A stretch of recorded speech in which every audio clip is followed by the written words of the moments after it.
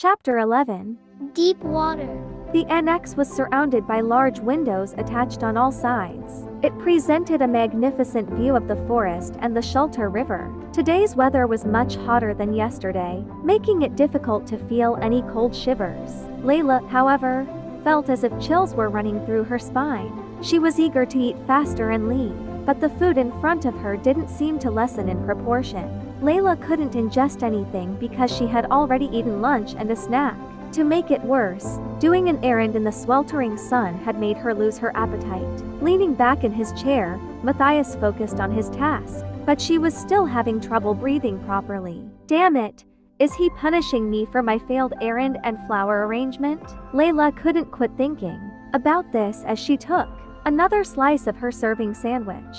If that's the case, Duke Herhart had attained his mission. Layla had the impression that she was being punished. She drank the lemonade swiftly to help her swallow her sandwich before vomiting it out. Layla then lowered the edge of her hat to hide her horrified face. But at that precise moment, someone's long finger suddenly touched the tip of her chin. Layla, if you're a lady. With his finger, Matthias untied the hat's ribbon that had been knotted under her chin. You're supposed to take off this hat when you're inside the house. Matthias removed her straw hat. Layla was taken aback at his sudden action and scampered from the sofa. Her half-eaten sandwich fell and rolled onto the floor. Matthias squinted his eyes, but Layla's gaze was solely on her hat. Gee, I give it back. No longer was Layla's voice shaking in fear, but rather, it had turned into rage. Give it back, please. I'm going to leave now. I want to go home. Return it to me. Matthias tightly clutched the stolen hat as he had no intention of returning it. Layla reacted as if she had been stripped naked, even though he had taken only her hat. The rosy flush on her cheeks, spreading down to her neck, mesmerized him. Her sensitive skin had reacted easily to her angry emotions. Eat. Matthias pointed to the plate, which still had 2 uneaten slices of sandwiches. Eat your food, get your hat, and go home. It's simple. No, I don't want to. Layla shook her head and got closer to him. I don't want to eat anything. I can't eat anymore. I hate it. Layla's terrified eyes were trembling. She couldn't believe the words were coming out of her mouth. Matthias sat up from his chair, tightening his grip on the hat. You hate it? The petrified shadow from his towering figure had cast a pall over her. I was wrong, so please give it back. Layla reached out her hand. She was about to cry. Matthias stared at her eyes that followed his every move, and slowly raised the hat over his head. And when their eyes confronted each other, Matthias threw it loosely over the window. The wind swept up the hat, and it lightly flew into the river. Layla was dumbfounded. She gave him a scathing glare and furiously hurried out of the room. Matthias made his way to the front window, which overlooked the river's dock. Layla had arrived there. She began stamping her foot in panic after seeing her hat floating in the water and abruptly took off her apron and glasses, throwing them on the pier. Is she going to jump into the river just to get that stupid hat? There's a look of great delight on Matthias's face as he was standing behind the window. Observing her, Layla looked to be shaking from her knees down, and she seemed afraid of the water. Is she serious? Layla plunged into the river. She took a moment before heading towards her hat. Matthias found Layla Llewellyn interesting. She kept walking even though the water level had now reached her feet, then waist and chest. He stood still and watched her with his arms folded. Layla extended her hand to the utmost, but the river stream had driven her hat farther away. When Matthias thought she was about to give up, Layla once again took a broader step closer to the hat. Her hand successfully grabbed its ribbon. By now, the water level should be higher than her head. Matthias slowly tilted his head at the same time, when Layla suddenly disappeared from the river surface. As expected. Matthias sighed and muttered lightly. That girl drowned precisely at the spot he had predicted. Layla struggled desperately to raise her head after she was shocked by the sudden, drastic depthening of the water. She was clutching onto her hat, hanging on for her dear life. But the more she struggled, the deeper she was drawn into the river. Matthias took quick strides toward the dock.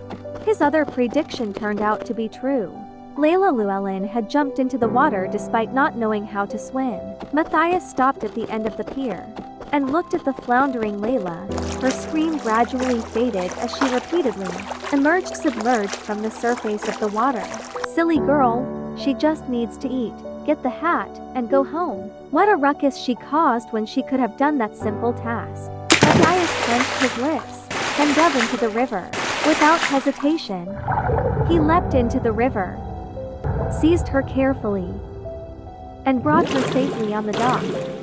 Under the sun, the wooden panels on the dock that touched her cheek were hot.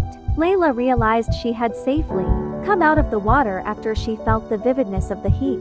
But the relief was short-lived when pain and fear took its place. Layla shivered. A deluge of coughs came out of her lips. Even in her current state, still, she refused to let go of the hat she was holding onto. While gasping for air, Matthias stared at Layla's blousy appearance in front of him. The droplets of water from her soaking body had left a dark stain on the wooden panel. Shortly after, Matthias spat out a mixture of shallow breaths and laughed in a low voice. Layla glared at him. How could you do something like this? She asked with a panting voice and gave Matthias a look seeming to say how nasty he was, but it was the tears in her eyes that attracted his attention. Matthias swept his wet hair away from his forehead and chuckled at her, as if she were something entertaining. His laughter even grew louder when Layla could finally catch her breath. Droplets of water poured down from her wet hair like rain. Layla raised her upper body off the boiling hardwood floor with her shaking hands. Her eyes were red, but she didn't cry. Instead, she kept her gaze fixed on Matthias the evil man with a friendly smile. Layla changed her mind after failing to think about what to say, and stood up. Her body lines were strikingly exposed behind the thin, wet clothing. Matthias then looked up at her, as he rested on the wooden floor, posing like he was having a sunbath.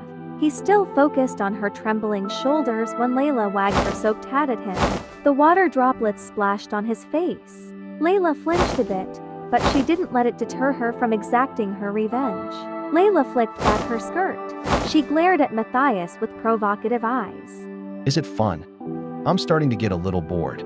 Matthias said, as he dried his damp face with his hand. His laughter faded soon and returned to his stony look. How? What?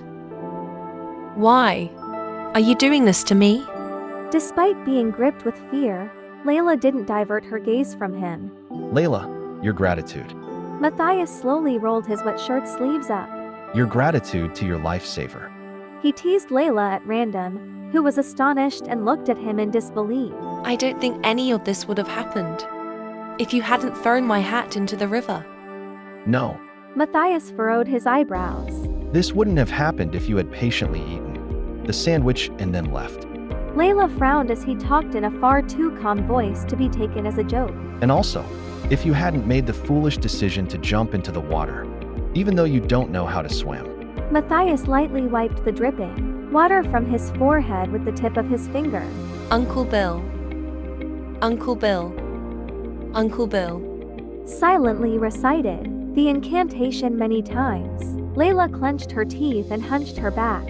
Thank you for saving me, Your Grace. Again. Matthias scoffed as though he wanted to be certain of her sincerity. Once again, like a lady.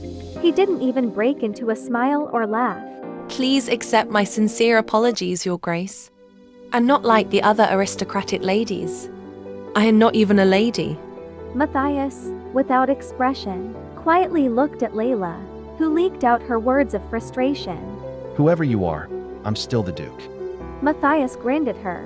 Layla grasped her soaked skirt and her body stiffened. After wearing a hat that was still dripping with water, landed on the dock's wooden floor. Thank you very much for saving my life, Your Grace. Layla lowered her head, articulating every word accurately, amid her body trembling to the extent that her teeth clashed against each other. She delivered a courteous bow, much like the graceful lady Matthias had wanted her to be. With a nod of his chin, Matthias gave a pass to her ladylike gratitude. Layla Llewellyn, don't cry. Layla tightened her fist. Don't cry because of someone like that, please.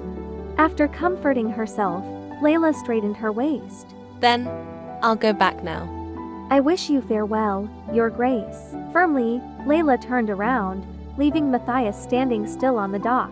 The water droplets dripped from her skirt made a long trail, following her footsteps for quite a distance. Her legs were lax, and she was on the verge of falling several times.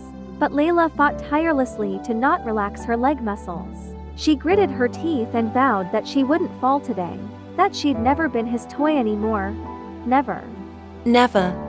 Layla took to running once she was out of Matthias' sight. The shade of her hat couldn't hide her sad eyes because they were too red. Layla ran harder and faster, steadily increasing her speed. One day, she happened to see it by chance. How Matthias and Claudine were taking a stroll through the forest. The elegant gentleman was escorting the alluring lady. That scene was like something out of a fairy tale or a courting novel. The wind suddenly blew Claudine's hat off as they reached the end of the road. Matthias approached the hat slowly, taking it and giving it back to her. His gesture was so composed and elegant. By the time Layla wondered how he could always move with such elegance, they had already disappeared from her sight. That gentleman had humiliated her today with the same graceful gesture he had made that day. Layla stopped running, as she realized the drastic contrast in his attitude towards her and Claudine. Her complexion had turned a whitish color. She stumbled to the grass to vomit up the food she had crammed down her stomach. Her eyes welled up with tears, but she refused to cry. Once her nausea had receded, Layla went to the shallow stream that flowed through the forest to wash her mouth.